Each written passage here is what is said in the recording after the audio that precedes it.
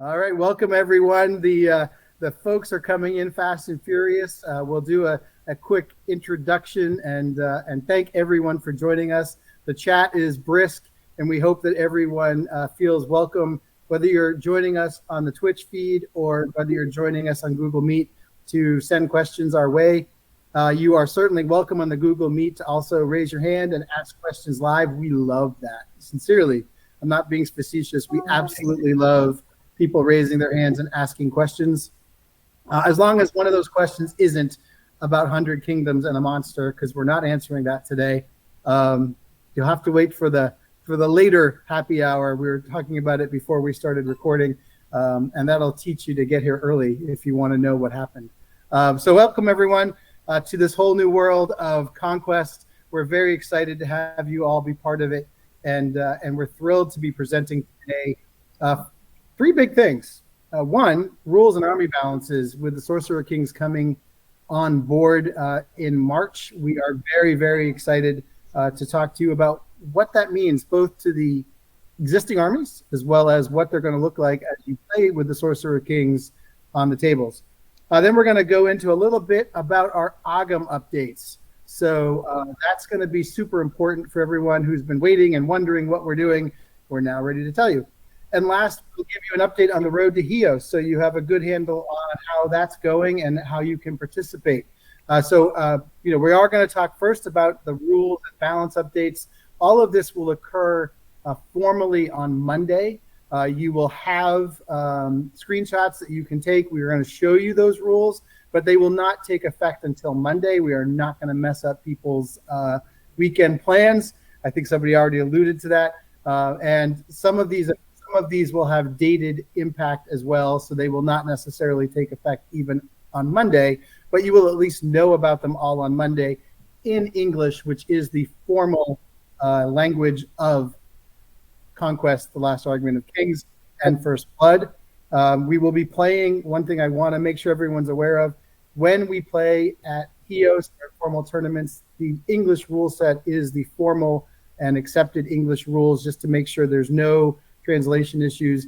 But I will say that we are working on the translations in all the other languages with these updates. They will not be ready on Monday, so manage that expectation accordingly, but we are working on them. We have worked hard to get them ready for you in English for Monday, so it'll take a little while for the community to do the updates as you become accustomed. But we are going to work on them. Rules updates will come for both First Blood and for TLAOK. That's why I mentioned them both. And Leo is going to be doing most of the talking, so I'm trying to give him time to get his throat ready and take that last lozenge, because he is going to be leading a lot of it. Stavro will chime in. I, not surprisingly, will not be saying a whole lot about the rules. I'm going to be showing the pretty pictures. So with that, Leo, I don't know if I've given you enough time and opportunity to get things ready, but I feel like it's a good place to over to you. Oh yeah, no, for sure, ready. So yes, everybody, we are going to be discussing, the new rules today. We're going to be showing you plenty of screenshots. It is up to you to get your print screens ready. You're going to find all of the PDFs officially out on Monday. You'll be able to play with them. As always, there's always a 2 weeks grace period for any tournaments, right? Which means that if the rules are out Monday the 12th, they are not going to be enforced on tournaments for about 15 days. It will be Tuesday the 27th, right? So if you have any tournaments in between, rest assured you will still be playing with the current rule set, just so to make sure that your army list is not impacted, right? So we're going to be splitting this into three parts right now, talking about rules. The first thing is systemic rules updates that are important for us to also introduce Sorcerer Kings, right? Now, starting with the biggest news update right now, you might be noticing that the Noble Lord is getting very strong, but the reason behind this is because effective February 8th, we will no longer be using retinues in TLAOK and First Blood. In First Blood, they will be taking a different shape. And the Sorcerer King rules for First Blood will show you exactly how. Now, those of you that have already gotten your retinue models, they are actually gaining in value. They are now becoming officers and characters, existing officers and characters. So, for example, just to briefly go through them, the 100 Kingdoms Tactical will be, let's say, 2 Servites and an Imperial officer. We will explain exactly which model is which, so fear not. The Dwegum Tactical will be 2 Mnemonters, no longer 1 per army. You're gonna see all about it later on Monday, and 1 Exemplar. Dwegum Arcade, it will be 1 of its Herald. Now, all of this information is going to be posted online and on our tournament page. Nord's Tactical will be a Captain, a Savage, and a Skald. The Old Dominion Heavy Metal, a Strategos, a Heliarch, an Era Deacon, and an Optio. The Dwegum Mountain Stand, a Ray, 2 Exemplars, an Ardent Caraway, and Flamecaster. So these are just to give you a little bit of an idea of what we're going to be doing with retinues. Now, it's very important to say that retinues is this great rules mechanic for us. It gave a lot of flavor on how the character stand was presented. It presented a lot of beautiful modeling opportunities, but it did 2 things, and we're always critiquing our designs. The one thing that it did, first of all, a lot of characters had to have certain retinues in order to play effectively, right? And this is something that highlighted to us that maybe the things that are integral to the playing of a character should not be part of an upgrade, and an upgrade that you have to pay extra in money nonetheless. So we wanted to make sure that we take all of these updates, all of these, let's say, additional abilities, and we narratively and thematically give it back to the characters. So, for example, you can see here with the Noble Lord, you will be able to see parts of the combat retinue now being reflected into the actual profile of the Noble Lord with only a small point increase. So this is something that you will be expecting across the board. For example, where most spellcasters would require an Arcane 1, we realized that, well, we increased the point cost by 10 points and gave them the +1 that they needed. Now, if we move on to the next screenshot, the other thing that was very important to us, right, was that we wanted to make the cost of entry for Conquest cheaper. And we saw that most lists, especially when you wanted to play in tournaments and most casual play, we would require you to have at least 2 characters with the red. And that would be almost a good $100, right? That we did not feel the need that the players have on top of the cost of their army. So by removing that, we wanted to make the cost of entry into cheaper, and we wanted to make sure that characters did not, let's say, necessitate a player to purchase other models just as upgrade character stand. So, for example, for the Wadrun, you can see a lot of the. You can see. Can we make it full screen, Daryl? I'm gonna do. I don't know if I can make it any bigger. I'm afraid. I'm trying. So, for example, in the case of the Chieftain, I mean, I can do it without. I can do it with losing all the preview stuff, but then I can't flow. The red parts are the important.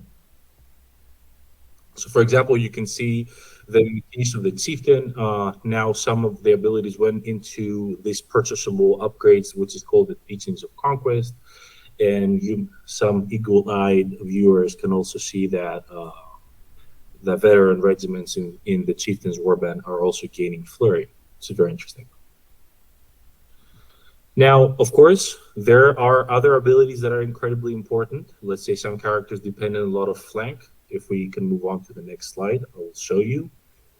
So, for example, for characters like Blooded, you can see the before and after. You can see a little bit of the impact of the combat retinue, let's say in characters like Blooded, where you see a slight increase in attacks. But most importantly, we introduced this new special rule that's called Forward. It's the non-monster regiment this character stand is currently attached to. I'm looking at all the Tauntors, the Drakes, the Apex Predators out there, right? They will be gaining flank. Essentially, this is the tactical tier 3. The laugh is probably for the writers. So there is a ton of changes like this. Our goal here is to make sure that by removing the retinues, we're not taking away what is important. for the characters. And in lieu of removing the retinues, we also introduced a number of masteries that give you back some of the abilities at the same cost. So if you were, let's say, a Spires player and you require the 2 Biomancies or the 2 Ferromancies, if you were, you played, let's say, a list that required that character with flank, you will be able to play that still, and your list will remain as effective. Now, our goal is to make sure that we make characters more interesting, and by doing this change, I hope we can make the game more accessible at the same time. Now, of course, that's not all that.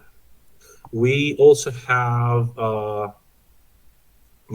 balance updates, and we're going to talk a little bit about the balance updates because there are a few new mechanisms in the game that we're going to talk about. And one of the most important mechanisms in the game, let me see if one of the most important new mechanisms in the game is how characters and their attached regiments will be playing from now on, which is very interesting, right? And as we will be looking at these updates, it's important to keep in mind. Now, every time that a character stand completes their activation, they can draw a command card. If that command card belongs to the regiment that they are attached to, and this does not include monster regiments, again, non-monster regiments, they will be able to immediately activate the regiment they are currently attached to. So this is important as we speak and as we see a lot of these balance updates, that you keep those things in mind. So now, going with some of the highly requested balance updates. Order of the Ashen Dawn, first of all. You will see that they have become 10 points more expensive per stand, and they have lost wedge as well. We are making sure that we don't do drastic changes. We have been toying with less resolve values as well, but we want to make sure that we don't do any knee-jerk reactions. I see here that does this mean that prior commanders can take an upgrade? If by that you mean the upgrades that you would find before in retinues, no. And yes, they are still quite let's say strong. So let's move on to the next slide. Now, a very highly requested change, of course, Mantle of the Devoted, the Fanatic Tauntor will be, or the Fanatic Monsters for that matter, will no longer be available. However, as Tauntor is quite powerful and the monsters are quite powerful themselves, there are also some slight changes to the Apex Predator. This is just for each. So there's also quite a few changes across all factions as well, right? So you will be able to see more of that coming Monday. Now, let's talk about a few important things for our Old Dominion. Coming. Sorry. No worries. Trying to make it full screen, so I have to lose the preview. So, moving on, we see a few very subtle but very important changes to the Fallen Divinity. First of all, the Fallen Divinity changes his class to heavy, but it counts as if it would enter the battlefield as a light regiment, right? So you will be able to come in from the very early rounds, but when you're meeting those pesky objective markers, you will be able to do work with them and actually also be capable of seizing objectives as heavy, as it should be. It is a literal Fallen Divinity at the end of the day. So one of the biggest changes to the Old Dominion, this is quite important, is what's coming next. That is the Legionnaires. So one of the big problems that the Old Dominion had during gameplay is that they were feeling that they were lagging behind. Their objective play was lacking, and usually you would find yourself maybe winning by a few points and very hard to catch up once your opponent has scored quite a few points, was quite a few points ahead. So now instead, the Legionnaires are actually there to fill in that gap, right? And they're there to give your opponent a very difficult choice by making them capable of projecting a lot of power on the objectives and making them a lot cheaper. You're giving your opponent a very difficult choice: either destroy them and then reap the dark power pool, or leave them be. And they project, let's say, if a minimum unit of 3, they project as much power, seizing power, as a 5-stand regiment. Of course, that comes with other very important changes, such as the Dark Cenotaph, which is no longer 1 per army. And now, at the end of the round's victory phase, you can gain a power token simply by seizing an objective zone, which is also a very powerful play. Now, for the Old Dominion, you will also find Regeneration 1 across all characters that could have a retinue. Blasphemous Soma also now have built-in, first of all, it does not require the world to be on the table anymore, so that speeds up power token generation by a little bit, and also gives you the reinforcement, let's say, benefit that you have gotten with the Regalia of the Dominion. Very important changes, but still, these were auto takes, and we believe that auto takes should be part of the faction. You shouldn't be paying extra points for. Now let's go to the city-states. The city-states, so we're talking about quite a few changes. One of the biggest changes here that city-states will love is that the Banner of the Last Oration now actually, its effect, let's say, now it's actually part of the strategic stack, right? So instead of being able to, let's say, buff one powerful unit and give it all its extra momentum, now every regiment will get the benefit when it activates through the strategic stack. And the status of the Last Oration itself now changed completely in its effect. It now the command stand of the regiment counts as 2 additional stands for the purposes of seizing objective. And if your regiment is destroyed when on top of an objective zone, it still counts as being there for victory at the victory phase. Aristia and Chrysaor's helmet also changed in quite interesting ways as well. So make sure that you take all these screenshots, and of course you're going to see everything on Monday in detail. Next up, we have our beautiful giants. So giants needed a little bit of a tweak. So we're seeing them going up at 16 wounds, and we're seeing a points drop. Now that's very important. We're keeping very close attention to everything. We don't want to make too big leaps. We always move up and down incrementally. So right now we want a little bit of survivability. We wanted to give them a little bit of a difference in points. So we feel that this will definitely help a little bit.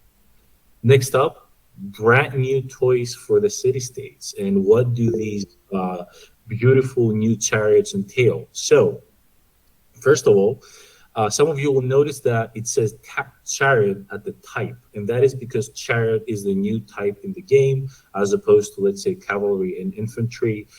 Chariot now is a new entry in Conquest, the Last Argument of Kings, and of course in First Blood as well. So War Chariots is a regiment. It's which you can buy 1 to 3 chariots of either type. And each one of them will operate as their own regiment. Now, in every box, you get 1, and you get their command cards as well. And so you will be able essentially to buy up to 3 war chariots under the same slot. So if your Ipachos, and Ipachos now will be able to chariots, or other characters get them war chariots as a restricted slot, you will only take up a single restricted slot for even up to 3 chariots. They're now armed with 2 different weapons, the Flogobolon and the Scorpius. The Flogobolon is a flamethrower, and it has torrential fire, but it also has its effective range is its entire range, which is very, very important when you're going to do fire in advance shenanigans. And then we have Scorpius, which is there. Oh yeah, keep going. Sorry, we have a couple questions when you're finished with the chariots. So, and then for Scorpius, we have some rapid firing, armor piercing shooting, and being able to exploit flanks using fire in advance, and it's exploit flanks special. Because I'm having trouble seeing. No worries. If my username is that, you're up. You have a question. So when you said that you'll have up to 3 chariots, that'll be 3 different activations. Each chariot is its own individual regiment, or will they all be attached and wheel like a regiment? So each individual chariot will have its own command card and will be its own regiment. So we're talking about 3 individual activations.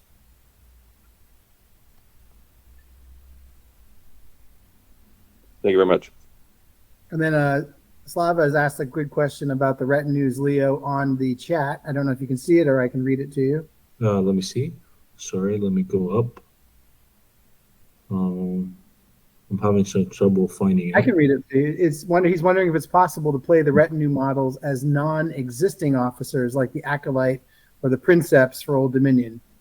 So yeah, the as per the rules for let's say for conversions and standings, non-released non-released officer models, you are allowed to proxy or you are allowed to convert. Now, because now these models are going to be given an official role in the game, right? They're going to be specific models are going to act in as specific models. You will not be able to use these exact models to proxy something else, because it will be the similar now of, let's say, having a noble lord model playing or standing in as an unreleased officer. So following the same rule that is in place by defining a model as a specific role in the game, we will not be able to define it as something else. Yeah, special rules, weapon platform and detonators are new. Weapon platform allows you to draw line of sight from your flanks when you are drawing line of sight. So these chariots can actually kite the enemy and fire from the flank. And dead shot, essentially, you are always aimed. Aimed is also, as you have the inspire special rule, a new change in the core rules is that you now have the aimed shot, which is the ranged equivalent of inspire, and that allows a little bit more of design space, which was quite important for these kind of rules. So next up, we are going to go into some Sorcerer King's rules. And this one is a lot of text, so I suggest that you screenshot it, but I'm going to go ahead and I'm going to explain what you're seeing right now. Unfortunately, rituals is a complicated endeavor, both in terms of magic, but also in terms of explaining in rules. It is the nature, I guess, of high and complicated magic. And so the rituals, essentially, they are these, I'm not going to say spells, but let's say they are these magical powers that take time to manifest and be able to bring onto the team. And the way you do that is that you perform an elemental rites action. Now, every character has a certain amount of rituals in their army list entry, the same way that every character has some spells. And every time a friendly activation of a regiment or and with a wizard special rule happens, you add an elemental potency marker, a ritual marker, one ritual marker. Pesky Drago, they're getting everywhere. So there, you put a ritual marker on that ritual. The ritual itself is a command card with a QR code, and it's sitting outside the game. Once you amass enough ritual markers, and some of them need 10 or 11 or 12, you take the card, and at the beginning of your next round, you put it into your command stack. So this serves as two purposes. One is you have to time when the ritual will be activated in your stack, and that does not usually require a range, or you need to have your target close to a spellcaster. And the other thing that it does, it allows you to further put in, let's say, this additional activation to help you stagger your activations throughout the game. It's a very powerful special rule, and we'll be able to see exactly what rituals are as we move on with the slides. So the next special rule for the Sorcerer Kings is Sorcerer's Patronage. Now, what that allows you is that depending on the court of magic that you choose from, spells, right? You could either right now have from the Court of Fire or from the Court of Air. You will be able to take a Freet or a Djinn as a mainstay.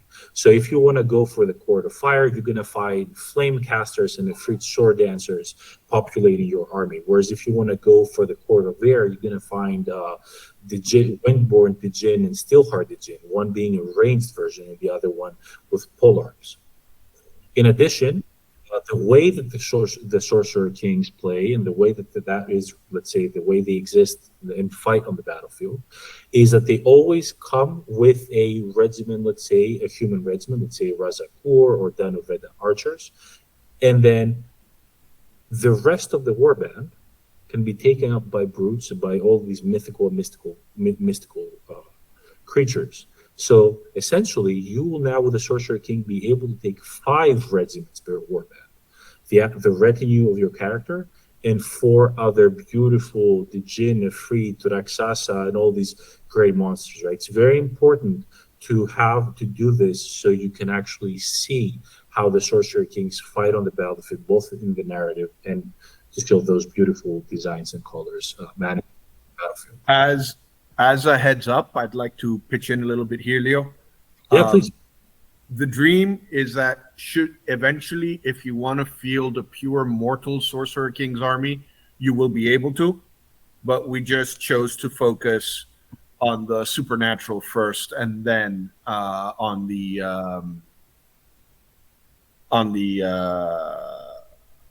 what's it called, and then on the mortal. Absolutely. So actually, and I have a few things, and we will also see a little bit of the mortal here. So let's see our first character army list entry, starting with the Sorcerer. So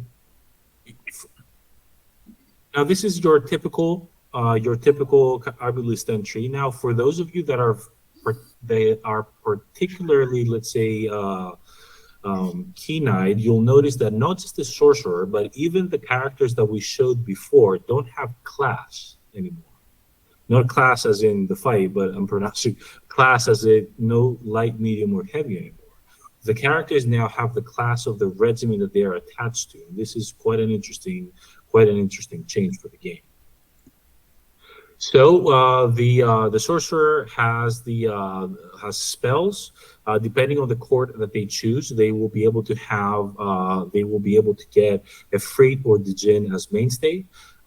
Also, in addition, if they choose spells from the Court of Fire, they will be giving the regiment they are currently attached to the Born of Flame special rule. And similarly, if they go for Court of Air, they will be able to give their regiment the Born of Air. And we will see exactly what these rules are later on. Now, you're going to notice that the Sorcerer also has access to 4 rituals, in which they will be able to manifest and, let's say, amass ritual markers towards throughout the game. Now, as a second character, we're going to look at the Sardar. So the Sardar is, let's say, one of the immortal, officer for the Sorcerer King. Now, it cannot be the army's warlord, as it, let's say, shows a little bit the Sardars are these highly ranked professional officers that they accompany. Essentially, they're the taskmasters, let's say, of the Sorcerer King's army, and they're there to help you lean in more towards the mortal aspect. Now, of course, not lean in a fully as in the entire army right now, but you can find a lot of interaction with the Danuveda, with the Razakur, and being able to access 5 regiments. You can have warbands of any mix of 5 Razakur, Danuveda, beautiful Mahouts in the future, and so on. Ilya, we've got quite a few questions in the chat. If you want to take a minute, and while you're doing that, I'll show some of the art from the Sorcerer King's cards that are coming up. Perfect. I know So Chris like pictures. I see I see questions here for the Old Dominion. Any thought of implementing that the different classes generate different number of dark power pools? It's an excellent question. So far, we haven't been leaning towards that as we feel that it's true. But this is an excellent point to. This is some excellent food for thought and to test. Thank you for mentioning that. So sorcerer have no class. Sorry, let me find all of the questions. Yes, like we said, weapon platform and Deadshot are new. Will it be against the modeling rules to still play a character with retinue model on the base? Not at all. Make sure you can make them now go crazy. Make them as beautiful as you like. Go make the character stance as intricate as you like. You're free to build them as you wish. Make sure your opponent knows that this is the character stand and you're good to go. So question, we are going to be releasing the official PDFs on Monday. So today we're giving all of the, we're giving very beautiful screenshots, and Daryl right now is showing us some of the art for some of the rituals. Updates on Nords, yes, there is updates on every faction in lieu of the fact that retinues are going away and that we are returning a lot of that utility back to the characters. Are there any plans for official single infantry character stands? I cannot comment on that yet. Spires, yes. So every faction in lieu of the retinues going away have been updated to make sure that we return part of the user what is needed for the characters back.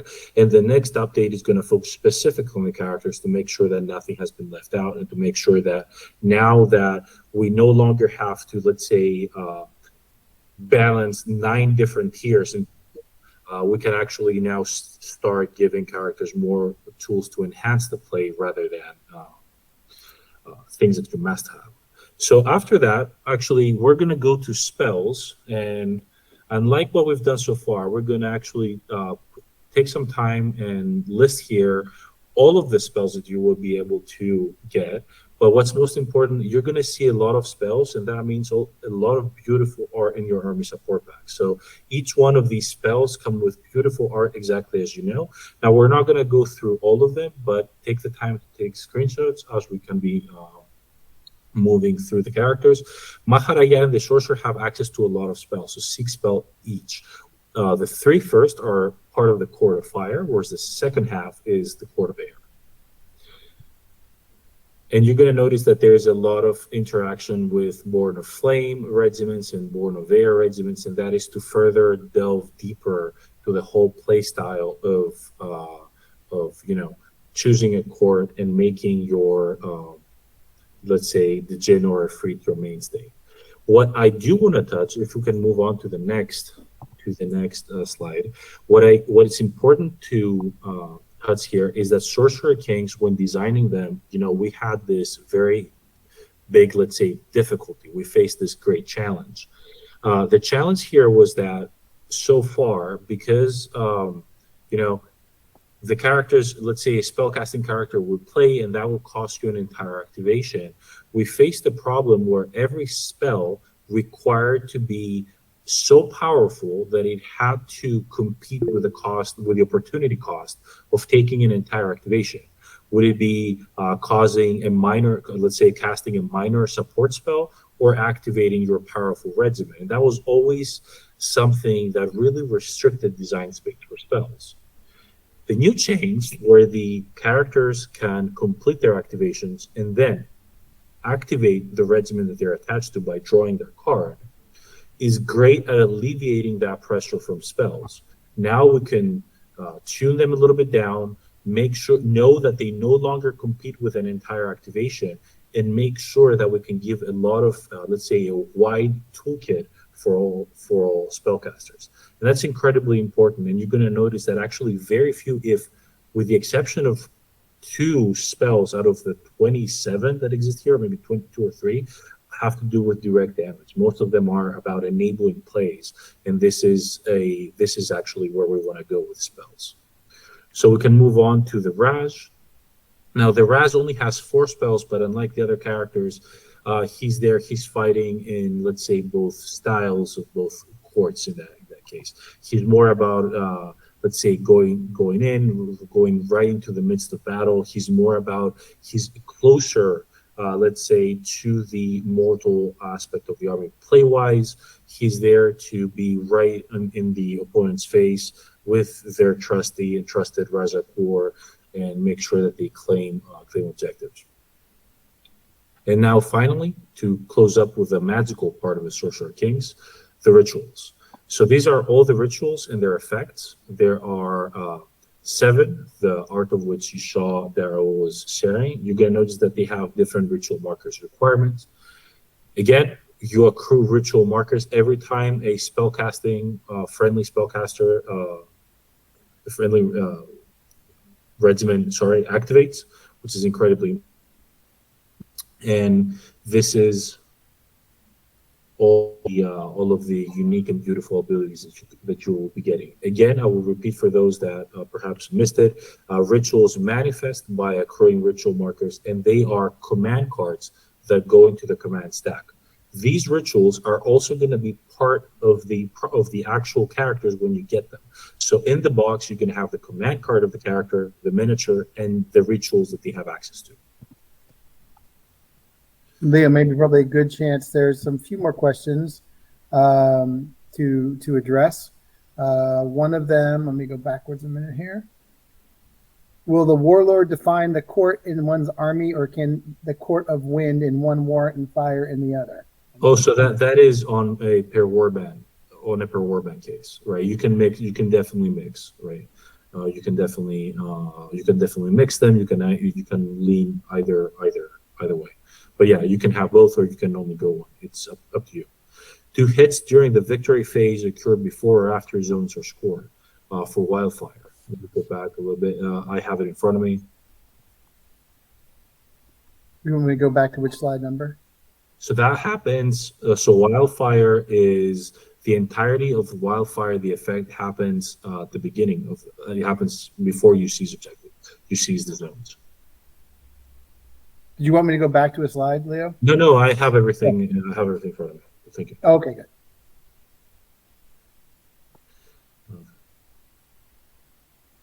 So yeah, they're about cleanup for the rules to remove confusion. For instance, does the Spire's Pharematic Drive cause the receiving unit to be activated? Could it be used to class twice? So, well, throughout the game, and including the core rules and the different factions, we have gone through many special rules and cleaned them up entirely in their wording. Let's say things like arcing fire. Let's say an incredible amount of things have been changed. Reform is important. Let's say combat reform, a clean reform, and fighting reform is very important. That we had a big issue. You no longer have to move half of your regiment's lowest march. You only do just your lowest march. And of course, there's a stipulation that you cannot find yourself in a different facing than the one that is there. These are all common questions that you guys have asked us, and we're making sure that we updated all the rules for clarity and making sure that we address all of these questions. So many things like Pharematic Drive and other rules have been cleared up.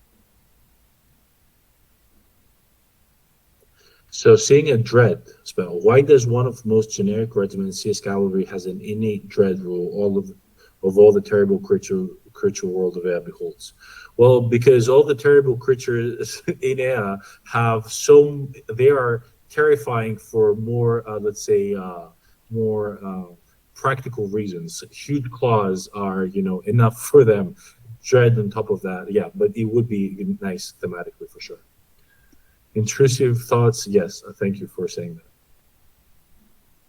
So again, I'm going to go through about the base chains. So when you activate your character, if you activate your character stand, once the character stand's activation is over, you can draw your next command card. That command card has to be of the type that the regiment, the character stand is attached to, belongs to, right? And you need to be able to activate that regiment the character is attached to, right? So this only triggers when you activate your character first, and only works for you to activate the regiment that the character is attached to. Of course, that means that it cannot have activated. Seek new escort changes were teased at one point. How is that changing? Zachary, that is a beautiful question because Seek new escort will no longer be part of the game. It will only be part of specific character things like the Mimetic Assassin.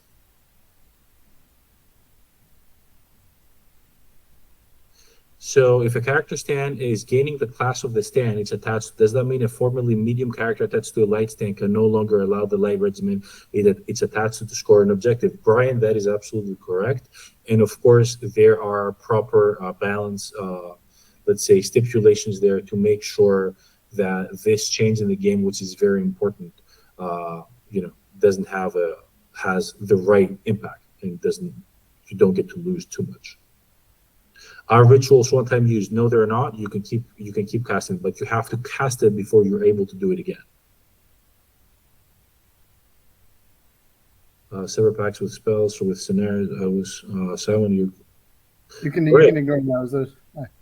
I took care of those for you.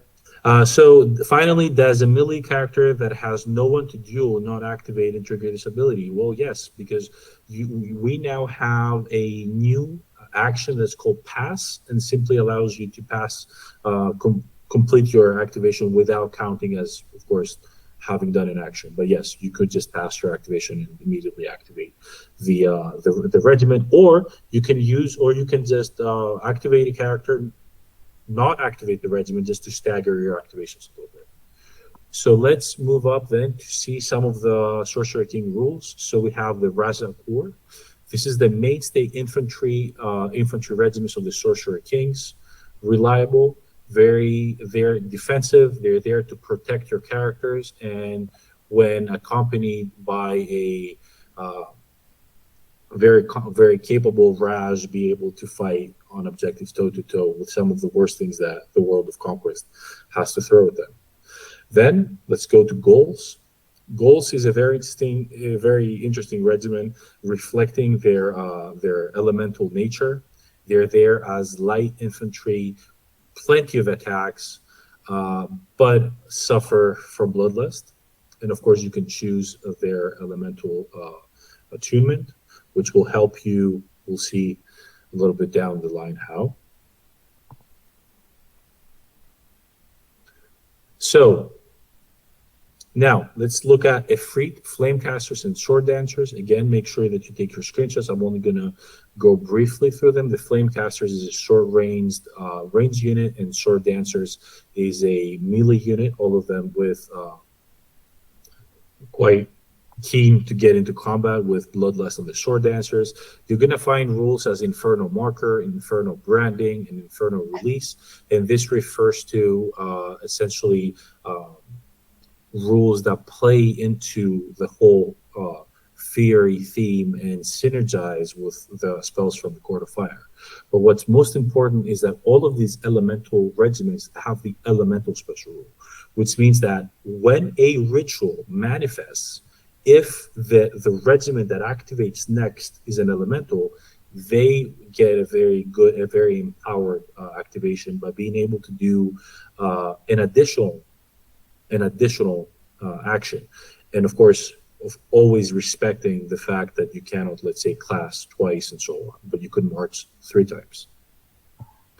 So let's move with next one. It's the Djinn. So to answer the question, if there are way more spell casting going on, yes, well, actually, there is there is an update because now Retinue Arcane 1 went into the characters. With Bloodlust Chains, there is a cleanup definitely on Bloodlust when it comes to the exact wording and making sure that we've taken a lot of your questions and make sure that we clarified a lot of the things on Bloodlust. So these are the Windborg Djinn, range unit with armor piercing 1, long range, and the Steelheart Djinn with beautiful pole arms and cleave 2. A little bit more expensive than the Efreet counterparts, and I will say that there is characters do have an ability through a mastery to join a regiment of elemental brutes. And finally, let's see some of those draw events and special rules.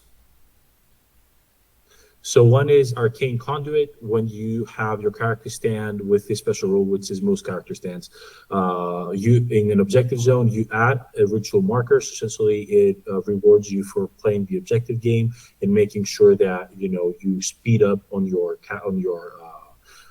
ritual casting. Born of Flame and Born of Air helps you by healing just a little bit of the regiments. So, for example, a freak, they're Born of Flame. When you target them with a spell from the Court of Fire, you just give them a little bit, 2 wounds back. It's not enough to heal a stand, but it's enough to keep them going through chip damage.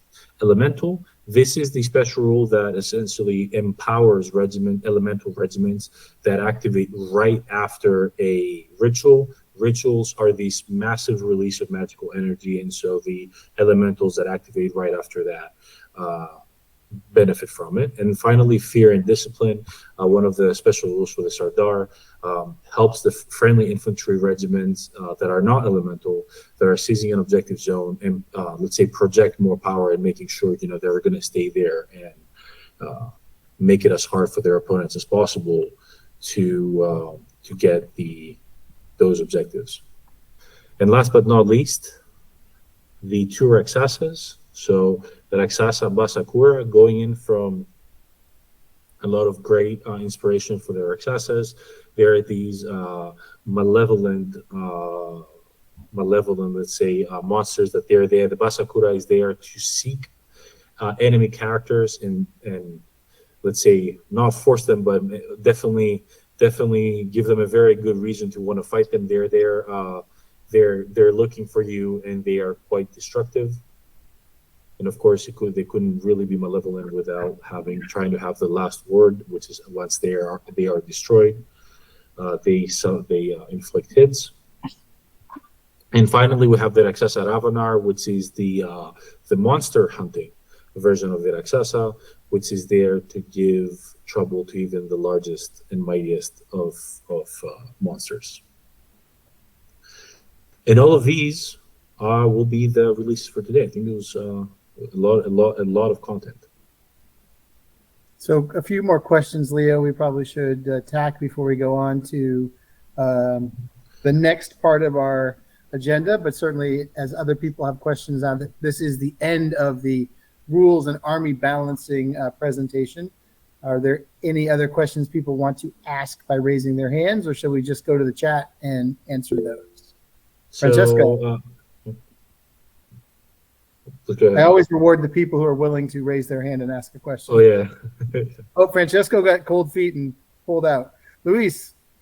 All right. First off, all this stuff looks awesome. Leo, very excited for Sorcerer Kings. I noticed that both the Rakshasas are Born of Flame. Do we have a Born of Air monster? We might. Ooh, okay. Interesting. Yeah, we should make a point that what we have announced for Sorcerer Kings is by no means the final list of Sorcerer Kings, but we want to get you started with what is coming in the next 2 months. Not, this is not everything by any means. Yeah, in the army list on Monday, there you will find more. You will find more army list entries, and you're going to find something new that we want to do a little bit later, a sneak peek of some of the things that are coming later on. And to everyone who didn't see their favorite faction in our discussion today, know that on Monday you will have things to look at and dig into and kvetch over, or maybe celebrate over, depending on your frame of mind. Every faction has things to look at, but we did not want to make this a 4-hour event. Oh yeah. BW. So, hi. I saw that in the one-player starter set for the Sorcerer Kings, you changed the Maharaja to the Raja, I believe it was. Raj, yeah. Why was the decision made? So, first of all, in terms of how you can field the regiments, nothing changes, so it's exactly the same. The Raj was a better fit for the player that starts at those points. it gives a lot more incentive to get into the fight and into the objectives without missing out on the important parts for the Sorcerer Kings. You still get access to rituals. But the important thing with the Raj is that you do a little bit of, let's say, you dip into both elements in a way. So it's a great introduction. It's a great way to get accustomed to the utility that both courts bring. But yeah, in terms of playability, it remains the same because they have access to the exact same things as the other characters. Overall, Sorcerer Kings are quite more elastic because of the court system with their warbands. So they're a lot easier, let's say, to plan around in terms of list building. No, Johan, you thank have you. a question. Johan, there you are. New army rules also be implemented into the Army Builder app on Monday, or will it be at a later date? Yes, they are going to be updated at the same time, so you will be able to see them on the app as well. Oh, great. Stefan. Hey, guys, so I have a question. It might be more on the lines for the release portion that you're going to have in your discussion, but I'll ask it now anyways. I love how you guys have like these 2,000 point starter boxes as opposed to, the other big conglomerate miniature company. Like, it's affordable. You get everything that you really need if you wanted to, like, start an army. And I was curious because I was looking on your guys' catalog, and this may have already been announced. I came in a little bit later in your discussion, but I was curious for Sorcerer Kings to get to that point of models released and to have a box set to be released for the Sorcerer Kings. Like, how far down the line, or do you guys already have that in plan for being released in the future here? It is planned. It is, obviously we need to have a few months under our belt of releases to get the point totals up, but it won't be terribly long. Let me say it that way. If you are, would it be fair to say, Stavro, that if you are thinking about some holiday shopping, you might put that on your list?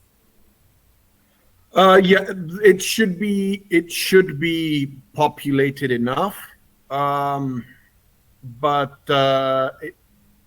probably. Okay, well, excellent, and thank you for tentatively giving me that answer too, because that's pretty dang fast turnaround from having it be released in like now to then. So, thank you, appreciate it. Yeah, we plan 5 months of Sorcerer Kings releases this year. And then that gives the other 7 months 1 month for each faction. So that is sort of that is the planned schedule, so that every faction does get new releases this year. But we have 5 months of Sorcerer Kings products coming. Excellent. All right, thanks so much, guys. And speaking of holiday gifts, before we go to more questions, I did put on the screen in case people are wondering why the Sovereign has arrived there. We did not show this at the last discussion. This is the iconic art print that is coming out in March. We have long been asked for art prints. This will be printed on a very high-grade quality art print form paper. It will be facsimile signed by the artist and individually numbered, and we'll have a border around it for framing. So that will be something that's coming in March. We will build these one time, similar to the Founders exclusives. So they will be sequentially numbered. And it's going to be, I think, a pretty exciting thing. We're very excited. This is the first of 4 planned art prints this year. So wanted to just show that. I maybe talked about it last time, but I know we didn't show the picture. So I wanted to give everybody a chance to look at it. And I know people like to see new pictures. So we always want to make sure to include some of that. Leo, I think Jordan has a question, and then there may be some questions we need to address from the chat as well. Yeah, well, actually, it's probably towards you, Daryl. Do we know the size of this print so that I can start looking into frames? 60 by 90 centimeters, which, hold on, I have to look up what that means in inches. I wasn't prepared for that question. I should have been. Bear with me. I'll get back to you with inches for those of you who are in the U.S. No rush, but yeah, that was just my question. These are very cool. I think it's 24 by 36. I'm pretty sure it is. Cool. Thank you. Standard posters. So let's go through some of the questions in the chat. Ben It Fox is Legionary 24 by 36, Jordan. dropped to 100 points, but the PDF shows that additional stance at 40.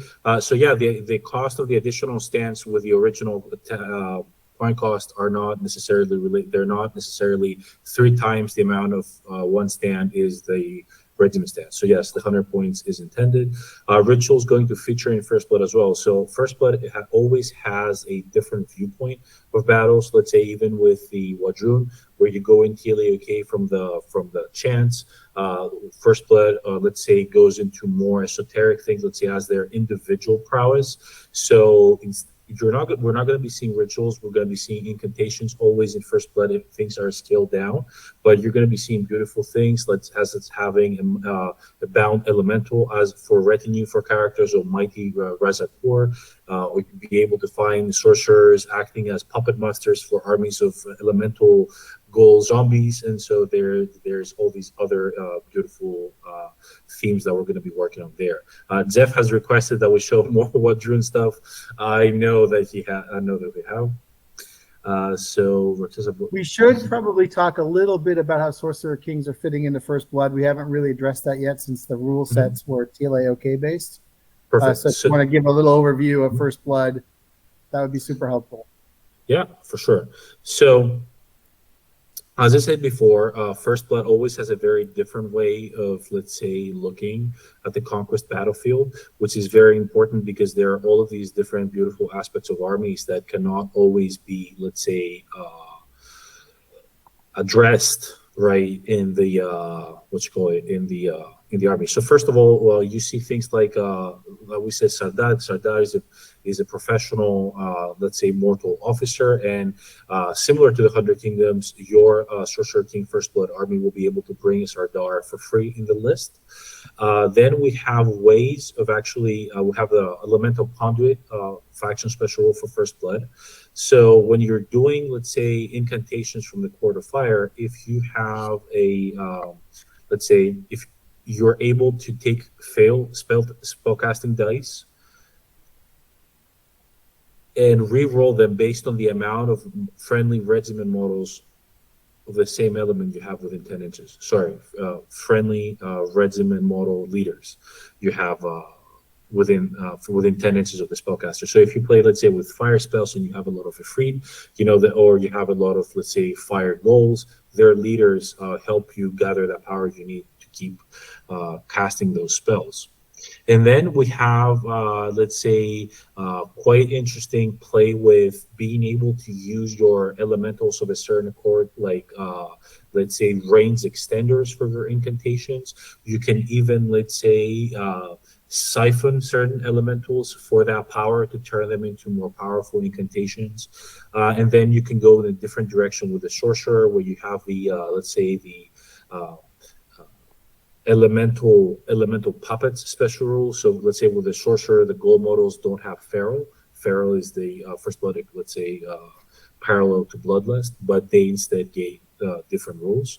So each character there is, you know, where we're delving deeper into, you know, the prowess of the blade of the forces right there in the battlefield. And so, for example, with the Raz, was more of this arcane warrior type. It has the arcane blade special rule, which it can trade the level of their wizard X special rule with attacks, and they can give some attacks for becoming better wizards or drain some of their spellcasting abilities to be able to perform better in battle. Along with, let's say, the best money can buy, where you have the retinue models in this regiment gaining +1 class, attacks, and wounds. And that's important because retinues now for the Sorcerer Kings are actual Razakor or elementals. And this will inform you to a certain extent where we're heading with, let's say, retinues for other factions as well. As I said, Sardar is there more, let's say, as your typical taskmaster. We have Sealed Wall. As you know, with First Blood, it gives you +1 defense to target friendly infantry regiments. You have Hold Your Ground. You have Tactical Retreat, which do as you expect them. Again, you know, showing those models as these highly trained individuals that are there as the, let's say, mercenary professional army for your characters. Thank you, Leo. Our old sorry, armies, you were wrapping our up with old, that, sorry. yeah. So to answer a few questions, are all armies getting new spells? Yes, exactly as we have already included the art of those spells in the new army support packs. Let me see. Is there a narrative rules update plan? Absolutely. The Sorcerer Kings will be part of the narrative, and will start also adding items. So, Leo, what I think I'm going to clarify do here a little bit, Leo, because what you said could be misconstrued. There is a narrative update. The Sorcerer Kings will be introduced into the narrative play packs, right? That are already been released, and then there are campaigns that are coming out, but the Sorcerer Kings will not be part of those campaigns of the first one. Sorry, just to clarify. I think what we'll do, Leo, in the interest, because we are already at 1 hour and we still have 2 things to get to. I do know that there seems to be a lot of kvetching about the Nords, who did play quite well at CanCon. But, I think if you want to just quickly address why the Nords are not being completely nerfed on this, that might be helpful to everyone. And then also to talk a little bit about the Tantor, its role in First Blood, and what's happening with it, so that people are aware. Yeah, so let's see. I'm trying to keep up with questions regarding the Nords. So here's the thing. Here's a few questions. Melee characters just can't compete with spellcasting characters. Well, Brandon, this was a problem that we had because of the nature of spellcasting in general in TLAOK. Essentially, every spell had to compete with the activation of a regiment. By making the change of being able to activate the character and then the regiment they're attached to, the spells no longer have to compete with the activation of a regiment, and that means we can start scaling down spells and actually making wider, more, let's say, more tool belt sort of spells, rather than always having to make them better and stronger. And when it comes to Nords specifically, so if the Nords are requiring, let's say, certain flank abilities and so on that they used to have with the retinues, they're not losing those important abilities. They're getting them back in the form of forward force, which allows you to get flank and gives you all those very important abilities that you had before with the retinues. So you're not losing those critical aspects of your gameplay, which were the retinues. They're reintroduced as part of the character army list entries. I think the question about the Nords, Leo, is specifically, I think people were expecting them to be nerfed. The reason they have not been, we're keeping a very close eye on them, and we will move quickly if we have to. The reason we haven't moved aggressively on the Nords is because they're an army, a glass, let's call them a glass hammer army. They are not new player friendly, as odd as it may sound, and as misleading as it can be at first glance for the army. And a lot of the changes that are being requested at the top end of the play to specific army builds and specific warlords. And yet, at the high level of play, there is counterplay to them. So what we're trying to do is come up with balances that do not weaken the army for new players, but broaden the play style at the higher levels, which is not the easiest thing in the world to do. And we would rather get it right than have the army be weakened. They are strong, probably stronger, in particular builds stronger than they should be, and we're aware of this, but they don't seem to be utterly oppressive. So we chose not to do a knee-jerk reaction on them and want to sit down and think on them a little bit more. Be aware that they are on our radar. There are a number of changes that were discussed after LVO. We simply didn't have enough time to test them. And if it means that the next balance patch has to come a little bit sooner, it will come a little bit sooner. Yeah, I think it's super important that you not use the results from one event to determine whether an army is balanced or not. One event does not make for an overarching. Yeah, what I just want, I want to jump into that definitely, and just note that it's not just is of course, because first of all, sometimes it's about, even maybe the Nord player isn't there, but it's very important to note that we're having international metas that play quite differently. So for the people that would say, let's say, Nords are very powerful, the equal amount of an equal other half of our community saying that the Nords are very underpowered. So we always have to take into account, we always have to take a step back. And as our community is growing and we're looking at now slowly an international meta being formed, things are going to normalize a lot more, because you're gonna see that maybe something in your meta is not as powerful, and suddenly you play in a larger event with a neighboring region, and maybe the meta there is quite different. So always keep in mind that it's important that we balance all of these different play styles and all of these different approaches to the game. And so as we're moving closer to an international community, I think that you will find that a lot of these growing pains are let's say, grown gracefully into.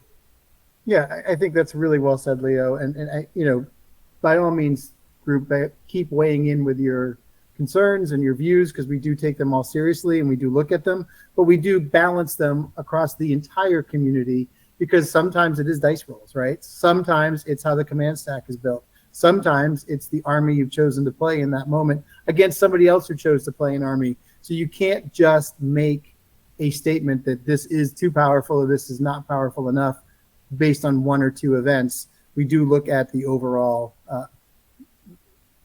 long view, let me say it that way. And now that the app is generating a lot of data for us, it is giving us the ability to really understand, sometimes, like Leo said, the different metas, and sometimes how the players play armies as well makes a big difference. So again, I don't want to get hung up on too much of that, but another thing that we did want to just quickly talk about, Leo, is the Tantor and the monsters and how they apply to First Blood and our plans for that, and any tweaks to those, because I know everyone's asking.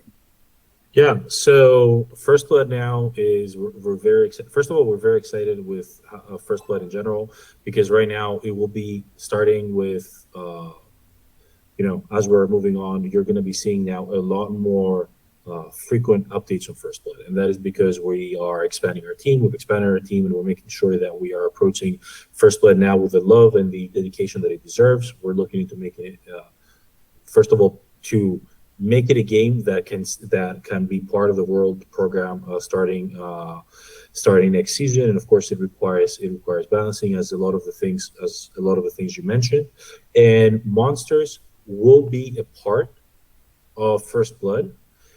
Now with the World Tour program, it's a little bit more complicated, because the balance of power when it comes to the monsters in competitive play, it's critical, let alone to the fact that whether having monsters on the table for First Blood could lead you to heroes, right? So now that there are all these things in front of us, we're putting a lot of careful work and consideration to make sure that we give a positive play experience with the monsters in First Blood, and be respectful of the players that are willing, that they want to play competitively and chase a seat First Blood finals. But so, I think, Leo, we can agree that monsters are probably going to be a little bit less prevalent than they currently are in First Blood.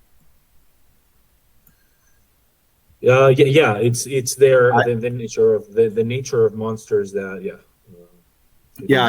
I wanted to be, because I think that's what people were gently driving at, like, what's happening with monsters in First Blood.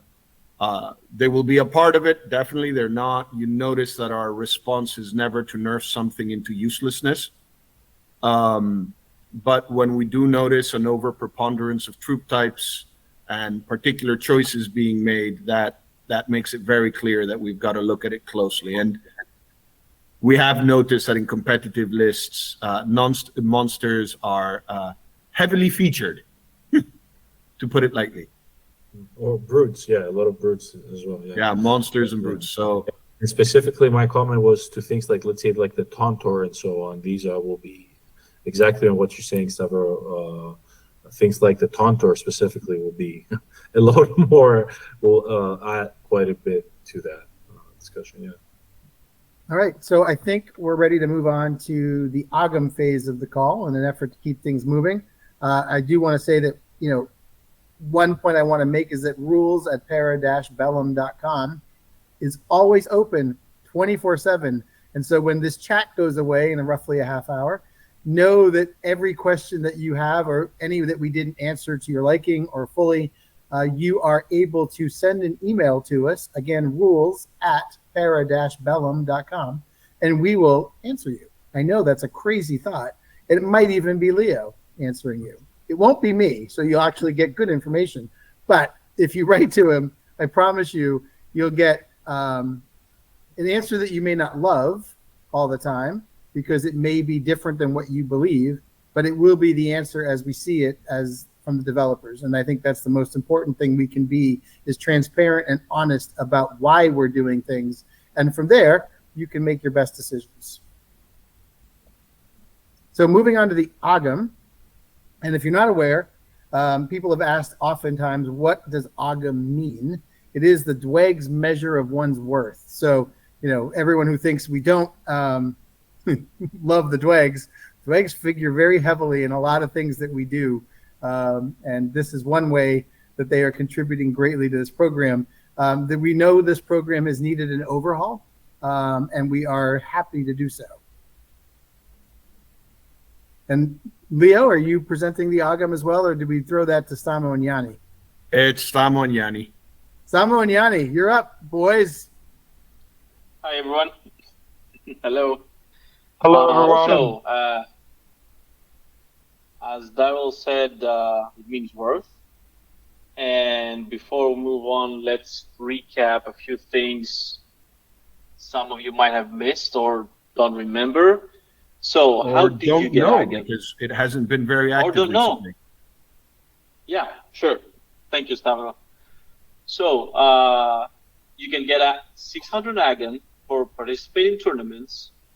You can get plus 150. This is 750 Aghm if you participate in officially sanctioned world events.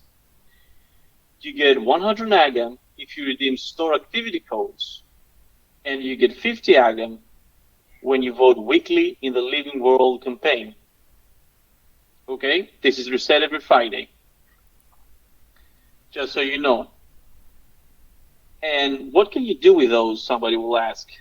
I mean, okay, I gather my Aghm, I do all the above, and what do I get? So we have some tiers for you, which we'll go through. And you've got some rewards on every tier. So tier 1 gets you an additional Living World vote at 800 Aghm, at 800 Aghm. Tier 2 unlocks seasonal avatars at 1,650 Aghm. Stavros, what is a seasonal avatar? So basically, you guys will be able to change the portraits on your app and how you appear. And eventually, when we get around to it and finally are able to build in a community or chat facility, it will into the app, which is a goal. It's going to take a little bit of time. Your avatar there as well. You are basically going to be able to select different icons, much like you do in all sorts of, I was going to say forums, but those are a little bit old-fashioned nowadays. But basically how you appear. Don't give out our age. Yeah, don't give up. Yeah, don't date yourself, huh? So these are going to be ways that you can basically customize your appearance and your icon when you show up on the app, when people look for your standing, or whenever you interact with your app. And it's going to be per faction as well, so you're going to be able to select your favorite faction and lift and put up an image. And as you go up in ranks, these images go up as well. Wow! So we're gonna have like 8 different, one for each faction, and then as we go up ranks, we might have characters, Stavro, or more Possibly, elite yes. units. Okay, that's good. That's interesting. And now on tier 3, you get a 15% discount code and new seasonal avatars, as we just said. Tier 4, you will receive one alternative signed command card chosen at random in your next order at 5,650 gathered points of Aghm. On tier 5, you get a free Terran STL file of your choosing. This is huge, guys. You can create your own tables, play in your clubs, your stores. Just by gathering Aghm, you get the free STL and you can print it at 7,650 Aghm points. Now, tier 6 is really interesting. You gain access to retired organized play kit characters, alternative preview characters, or con exclusives, not the founders exclusives though, at a flat rate of 24.99 US dollars or euros, and new seasonal avatars at 9,650 points of Aghm. Stavro, I have a question. What is that? Tier 6 means $24.99, including shipping. So that includes your shipping on that one. That would be my question, yes. That I was not supposed to know. Thank you, Daryl. And tier 7, you get signed prints of a cloth map, varies by season, alongside again with upgraded seasonal avatars, which if what Stavros said is true, they're gonna be amazing. And indicating that you conquered season 7 at 11,700 Aghm. Now, above that, when you hit that point after, 3 players that have amassed the most Aghm for the current season will be invited as guests to Chios to spectate the finals, not play, spectate the finals. Food and lodging will be provided by us, of course, by Bellum Games. And please note that in future seasons, when Road to Chios increases, when the number of attendees and players increases, this number will also increase. It will not be 3, there will be more. And there's not only that, Stavros today told me something about the Book of Names. Yep, What is that, Stavros? So a shout out. This idea was actually pioneered by my father. We are gonna create a physical book, and the book is going to travel with us. It's going to be hosted here at the Parabellum offices, and it's going to travel with us to the major tournaments, where players will be able to interact with it and read it. And as you go up in your total Aghm, this will be irrespective of season. Okay, so this is something that will be accrued over seasons. This is a long game, a patient game. But basically, you will start ranking up. Roughly for every 10,000 Aghm that you earn, you will earn a rank. Ranks are permanent. And it means that, so for example, in the first rank, you will be inscribed in the book. So let's say I'm Stavros Halkias, right? So it would say, if I were a 100 Kingdoms player, it would say Squire Stavros. At the second rank, I would be updated to Sir Stavros Halkias. At the third rank, it would be updated. It would rise to a title, Baron Stavros Halkias of so and so. These titles would be unique. We would create custom heraldry for the players once they're big enough. So in the first 2 instances, in the first 2 ranks, you will have a mention in the book. From the third rank onward, you will have a whole page. It will contain your heraldry. It will be this beautifully illuminated page. My artists are probably running for the hills right now. And we will slowly add. We'll find them. We'll find them again, right? We know where they live. And we will add, as I mentioned, your heraldry and also your achievements. So, for example, you'll be able to have, if you win a tournament, you will open a particular achievement title. If you win world championships, you'll have access to another achievement. And all of these will be physically recorded in a book that we will carry around, basically in perpetuity. So it's really about bragging rights and about commitment and about, honoring the people that have been with us from the beginning and that have put effort, that are passionate about the game in a way that everybody can enjoy. It's one of those silly little perks that I love. It's not as cool as, or it's not as practical as a discount, but I think it's way cooler than a discount. So, yep, Well, that'll be happening. Sever, what about players be who play happening. multiple factions?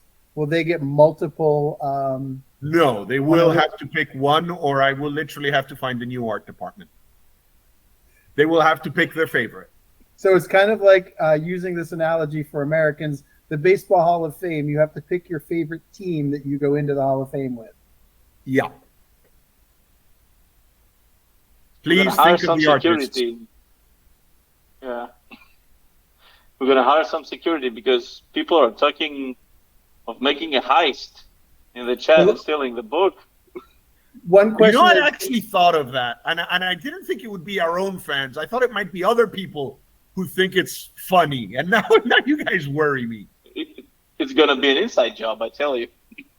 So one You thing guys, that's we're not, going to chain that bloody book. one thing I want to make sure we talk about, guys, is that the Aghm is by season, but there is such a thing as Legacy Aghm, correct? Correct. And the Legacy yes. Aghm is what will be used, A, for bragging rights, and B, for the Book of Names. So if you don't make it to the Book of Names in the first season, don't worry, you can still make it there. And it will no longer be, I've been playing this game since I was 12 years old. You'll actually be able to point it out. Show it. It will be recorded. So each season, the Aghm will reset as to the tiers and the discounts for that season. So if you have an off year, that happens, right? But you don't go backwards on your Legacy Aghm. It is always cumulative. Yeah, or if life and kids get in the way and you drop out for a year, it doesn't knock you back forever. It knocks you back for that year, but then next year you can come back swinging. That's right. And the discount codes are used on the PB site because we don't really have the legal authority to offer a discount on behalf of our retailers. Although I would imagine if you wanted to use that with a retailer that was willing to accept it, I'm sure they would be willing to work with you on it. And then it would be a single use discount code. It would not be permanent. Although I do like the idea of that, so I will think about that for a higher tier level. Kind of a cool idea. When new factions come out, yeah, we'll add new names. That's the way it works. That's the way that works. Exactly. There will be new titles, new everythings. Yep. Yeah, I mean, for those of you that are familiar with hockey and the Stanley Cup, and the names get engraved and they stay on there, which is, I think, a very cool feature. And that's kind of, if you will, the Stanley Cup of gaming here that we're talking about introducing. You become a legend within the Conquest world indefinitely, and I think it's super cool. And Jordan, picking factions that aren't out yet, the answer would be no. You're gonna have to wait. You either have to wait to go in for that faction or pick another faction.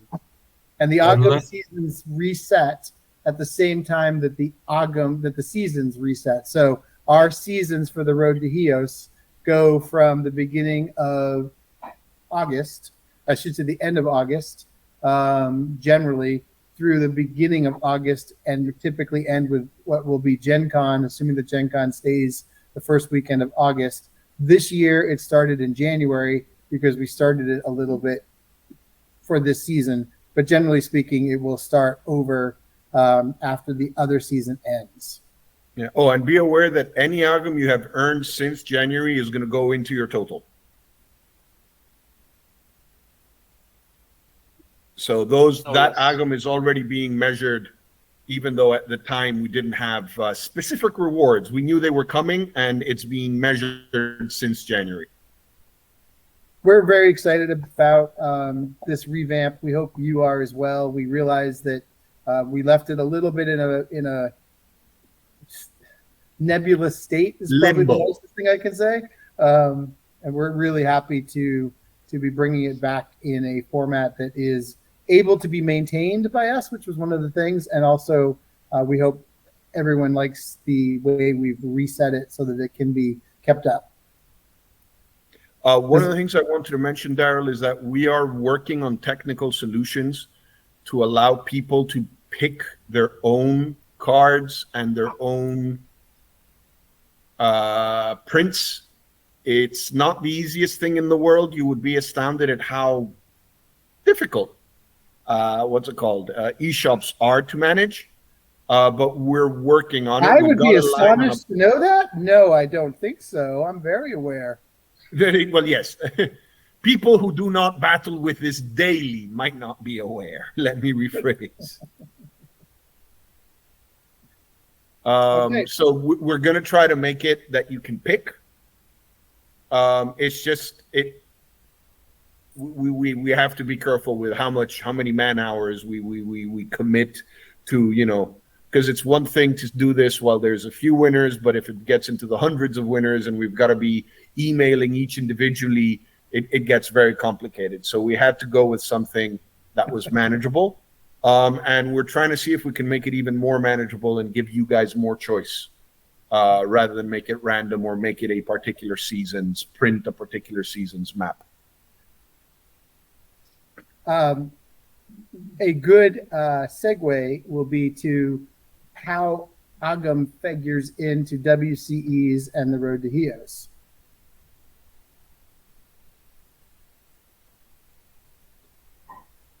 Well, as they are tournaments themselves, they do reward you with your regular amount of Aghm points, and of course, as we've done in the past, for certain tournaments, we reward people with some more Aghm. So whether you are playing in a world community event or casual event, or you are doing painted takes, or meeting us let's say at big events, right? You're still gathering Aghm for all of these things. So make sure to participate, and you will be on your way to getting in that book. And as we mentioned before, the top 3 earners of Aghm in the season will be invited to Hios. One of the things that we want to do in the beginning, it will be as a spectator, a participator. You'll be there with us. But in the future, as the numbers grow, this will eventually we will create a small bespoke campaign that people can just have fun and narratively play while, the other guys are sitting over there throwing their min-maxed brutal armies at each other. And yes, we will be updating the app to show both regular and legacy Aghm in your profile. Yes, that's going to come quite soon. I have been promised. Yeah, it might even be, maybe Leo, you should answer because I'm going to speak out of school and then you're going to be mad at me. I'm sorry, could you please just mention the update to the Aghm Living World Legacy added to your profile in addition to all the World Championship points? Yeah, so a lot of these updates are actually being developed right now. So the latest update that we did, you were able to see world points accrued. But of course, now we're working on making sure that everybody has the new rules on the app on Monday, and then from that point on, we are talking about it's a matter of days from that. So we're talking about next week being able for you to see your new seasonal and legacy Aghm totals. Perfect. All right, so a few Road to Heos updates, and right now you're seeing the number of world events that have already been scheduled for each of the regions. So, hey, France, Spain, taking the lead early, taking command. Love to see that. Very excited for everyone there. Australia, the West Coast, the Midwest, and Poland area, the Polish area. But that's where the events have been so far. Coming in hot again, tied for second, and then Singapore and Germany having each held an event. So that gives you an idea of where we are at the moment. A few things we want to just talk about in terms of definition and thought process. One, we've been asked about people who are under 18 attending HEOS. Yay, we're thrilled to have younger people playing our game without question. So if there is a invitation extended to a minor, the only requirement would be that they do have to come with a parent who would have to share the room with them in this regard and pay their own airfare. But yes, if somebody is 14 and beats everybody else, we're super thrilled to invite them to attend with a parent. I think that'd be really cool. Second, people have asked about significant others, spouses, etc. Again, welcome. We would just ask that they would pay their own way across the board. So we would welcome them to share the room, probably work out some kind of fee. Yeah, no, room and food we can take care of. Oh, all right. Yeah, no, the rooms are all twin rooms. Oh, very good. Look at that. Look, wow. What a deal. So you just gotta buy 2 airplane tickets instead of 1. Awesome. Did I leave off anything else? Those are the 2 things I had in my notes to talk about. I do want to make 2 quick remarks, if you don't, for world events, just to mention 2 important things. One is that you will be seeing an update regarding to how world events will be taking place. One is that painting is only going to be mandatory for HEOs. So there will be none of the usual painting requirements for world community events right now. And the other important thing is something that all of you asked, is that the amount of rounds and depending on the amount of players, right? Because for a lot of people, it's very difficult to play 4 rounds in a day or 5 rounds, depending on the player. So if you are an event organizer, we encourage you, and you can do the following: play your 3 rounds, and then the top people and whoever else wants to continue and finish the tournament can meet up another day, even the following week, and close the tournament. This is absolutely fine and encouraged. So if you do not have the time to play 4 rounds, you can play 3 rounds within a day, and the rest could voluntarily forfeit. Of course, if they want to play the final round, they can always have the right to, and you can meet next week and finish that final round. Leo, I have a question that will come up. Mm-hmm. I frankly don't know the answer. Yes. The next week also has to have 12 players or more? No. It is only the continuation of the same event, and it goes as following.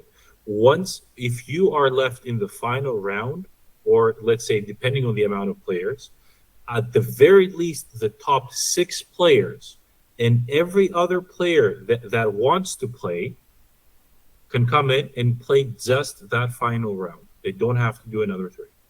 And they don't need to do another. There is no requirement of 12 because the requirement was met when the tournament began at the day that it was registered. Okay, because I know that would be a question that would be asked. I just wanted to leave you with it.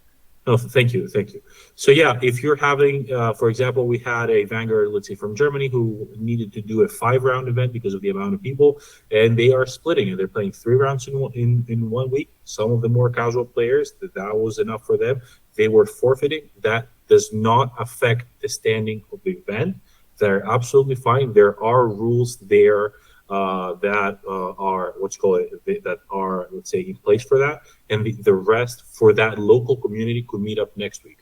For the people that are traveling longer, now consider that this ruling is for truly local events that you have about 12 or 15 people that are playing with each other. When you're traveling out to bigger world community events, of course, these are going to be done at the same day, or they're going to be done, in 2 days. But yeah, this is not a requirement. Thank you, Daryl. This is an option. This is a tool at the disposal of every tournament organizer. So the amount of rounds is not a problem.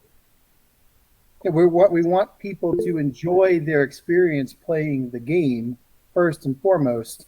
So you do have the ability to extend your 4 rounds over multiple days or even multiple weeks if you need to. And a world community event, Ben, means that you're qualifying for the opportunity to go to the World Championships. It does not mean that you're not playing locally. It is a community event to qualify for World, and that is a lot easier, harder to say than World Community event. Christian, you have a question. Yes, hello, thank you very much. Yeah, just someone wrote in the chat already, you kind of opened the doors to a couple of ideas, one of them being it good world events being held in league format as well then, because if we shift it 1 week, why not shift it over like 5 weeks? And if I have 12 people or 15 people playing in kind of a league format, I don't know if the app supports it. So where is the, where do you draw the line within shifting the event? So we're drawing the line at increments of 3 rounds, and that is very specific for the purposes of people not being able to do 4 rounds within a day. So it's only one split. Essentially, it is there to allow the truly competitive players and those that truly care about accruing world points being able to come in next week without missing the opportunity to play at a local event because, let's say, their local store or the local club couldn't be open for that many hours. So right now, these tournaments are not going to be extending to a league basis because that requires a completely different structure of the program with multiple different rounds and multiple different games. We're only saying that perhaps if you have too many rounds, you can do a cutoff at 3 and then return at another week. And so that's the only sort of cutoff that we will be doing for now. As food for thought, I would also tell you that as the Aghm totals and the casual play, as the tournament increases, league format will also is a store participation reward. So if you play frequently and you earn Aghm, you will eventually you could possibly also be invited for the, let's call it, the narrative non-competitive part of the of Worlds, which, to clarify, will not be present in the first season, but I'm hoping it will be present from the second season onward. And Ben, it would have to be understood up front that if that was the desire of the community to do it over 2 days and 2 not consecutive days, that everyone was available to play and agreed to play that way. It would not be a decision made after the 3rd round that then forced someone out of play. This is an agreement made upfront and scheduled in the event of which everyone is signing up for. So it is not that somebody gets knocked out. They can withdraw if they choose, but they have to be able to be invited, and they have to know upfront that that's the deal with that World Championship event, World Community event, excuse me. So I caught some chatter, Daryl, as well, regarding Aghm, if we're done with this chapter, and how it seems to be locked behind tournament participation.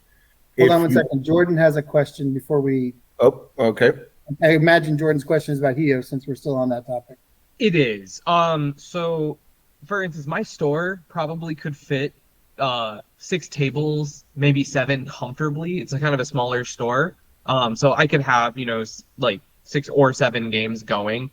Mm-hmm. What are the rules for capping tournaments? Because I don't want to try to run a Worlds event and then not have enough or have too many people show up. I wasn't sure what the stipulation there was. Well, you need a minimum of 12, so there's your 6 tables. Mm-hmm. You can have a WCE event where you your normal, for lack of a better term, let's say you normally play 12 people. because that's what your store holds, it can become a WCE event without having to change the regular tournament. You just have to 2 weeks in advance get it qualified as a WCE event. There's no requirement that you have to suddenly expand the physicality of your store to accompany a lot more people. Gotcha. Okay. Yeah, I'll coordinate with people up in Indy and we'll talk. Thank you so much. There are certainly some people who we're talking with who are looking at, close by hotel ballrooms where they can do like the equivalent of a GT that is a WCE event where their multiple stores are coming together to play in one day 4 rounds. And that's also very doable. Oh, hold on. Yeah, sorry. No, it had nothing to do with this. I'm reading through the chat and I saw a very important bit. Can I move on to Aghm? Sorry, guys, I leapt there. You just, I guess we're going to Aghm. I think we're done with Hio's questions anyways. So, guys, if you have Aghm, we will settle all Aghm of the old version according to the old what's it called? Chart? According to the old chart. So we will reach out to you and we will set anybody that has Aghm that end rewards that hasn't received their rewards will receive their rewards. We will reach out to you. Okay, and we will settle up with you. So if you have earned Aghm, which would have gotten you issues, it will it would not issues that which would have gotten you rewards. You will receive those rewards. Okay, so we're settling up the old season before we start the new one. That's the not before. We're settling up the old season. Period. Also regarding Aghm being locked behind tournaments, your stores can request store activity codes. So every time you go and you play at a store and do just about anything, paint and take, heck, show up, play a casual game, play a league, anything, the store can give you a code and you can redeem it once a week. So over a month, and these can only be claimed one per week. So if you are active in your store and you're active in your community, you will be able to earn 400 just by showing up to your store versus the 600 that realistically people don't play more than one tournament a month. So it's close. If we need to rejig it, we will rejig it. Do not worry. The goal is to reward both equally. If we notice that there is an imbalance, we're very open to the idea. But between the voting and this, we feel that we strike a good balance. If we're off, we'll see. We'll definitely listen to your opinions and see what we have to do. And these Aghm points come in each of the OP kits. So you get an OP kit and you've got Aghm. It's that straightforward. In terms of how many codes you can request, if you're not buying an OP kit because you're doing it on your own, you just need to make sure the event is on our calendar. So if you are the organizer of the event, you'd make sure that you've already listed it on our events calendar, because the answer will be no if it's not there. So know that in advance. And second, you do want to then, if you're presuming you are a Vanguard creating the event, reach out to the Vanguards at para-bellum.com, and you will get codes sent to you for the event. Now, that being said, I did notice an interesting point.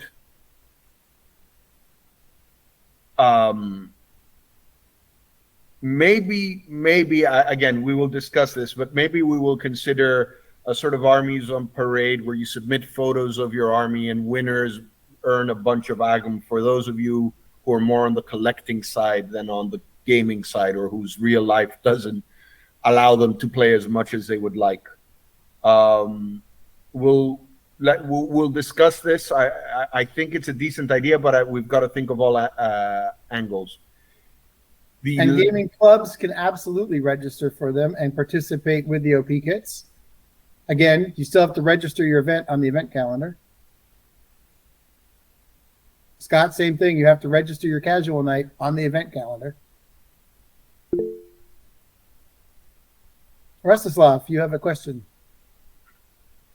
Yeah, I would like to ask if is the possibility you make casual OP kit with codes or some promo materials for us. We make action in the civil, not just in stores. We do have a casual OP kit. It's a narrative style of play that is available to every Vanguard and every store. Okay, thank you. For that matter. So that exists already. There's the good news. I noticed a lot of people asking about store and club Aghm. We have a program. It is not yet as thoroughly baked and thought through as we have it, as we want it to be before we present it, but it is going to be working off the Aghm that your players earn and where your players state that they play, and those stores will earn the Aghm and they will earn their own rewards. We just have to develop it a little bit more fully and think of the technical aspects of it and the tracking of it, because if the software doesn't do it easily, it will become very, very heavy on our end. But there is definitely stores to help the stores that foster the strong communities and the clubs. Benjamin Walter, we do have a Golden Demon equivalent. It's called the Resin Beast. And shame on me for making sure that you haven't seen or heard about it. And shame on me for not bringing it up today. I should know better. I am in marketing. So, shameless plug, and maybe that was your point, but it's a very good time to talk about the Resin Beast at Adepticon that we sponsor. Ourselves, Creature Caster, and Bastarium Games puts on a painting competition at Adepticon. It's coming up in a few weeks. And you know what? It's free to register. Just put your hot little hands into your computer and type in HTTPS, something like that, resinbeast.com. And I promise you, you will see a free, again, you all know from last week, one of my favorite F words is free, as well as fun. And you can have your stab at what the third favorite F word might be. But I can tell you that it's absolutely going to be a kick-ass event. And it's going to be very, very... last year's was incredible to see the level of painting that was done by everyone at Adepticon.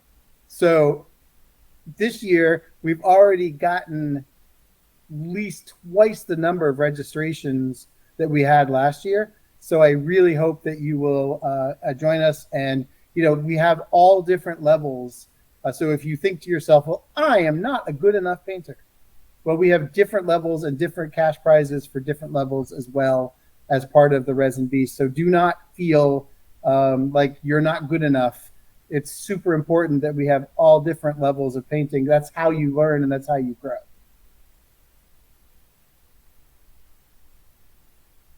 Well, it is in the U.S. I can't solve the location of where it is at the moment. You know, if it grows big enough, like the Golden Demon just announced that they're adding an EU version for the first time in a long time, maybe we'll have an EU version at a certain place in Germany named Essen. You never know. Guys, please take into account that they are a $5 billion company. Yes, we're doing a lot for a small. We're the little engine that could, but we're still a little engine. So buy more minis, and that will help us. Because every time you guys post an idea like that, I feel compelled to do something about it, or Daryl compels me to do something about it, and then I end up running at it. Yeah, we are definitely running at all cylinders at the moment, for sure. So we appreciate all the ideas. And there are a number of people crossing the pond, at least registration-wise, to join us at Adepticon. And that's both ponds, by the way, not just the Atlantic one. So we're very, very excited about what we're seeing. And if you haven't already planned and signed up for the tournament at Adepticon, for the World Championship tournament for the Road to Heos, there are, I believe, 10 spots left out of the 60-person tournament. So there are going to be some points gathered by people there. Any other questions before we end this marathon? And you guys have been wonderful, all of you who have stuck around for the entirety of this marathon. It's been really appreciated. I think we're pretty much done. I don't see any more questions. I think we've really done a good job of getting everybody. You got all the new minis last time, Scott. This we told you up front. No new minis on this one, brother. There's going to be more stuff on the next one, and we will send out a notice for the next one. But this one was all about what does it mean to be a Sorcerer King, and I think you now have a really good idea what it means to be a Sorcerer King. So we're very, very excited that you guys stuck around. We're very excited for the amount of Hios scenarios that have been going on. We don't plan any changes in the tournament rules, so that keeps it fair for Hios. And that, I think, brings us up to speed. So thank you, everybody. We look forward to chatting with you further. Bye for now. Bye, everybody. Bye, Thank you. everybody. Bye, everyone.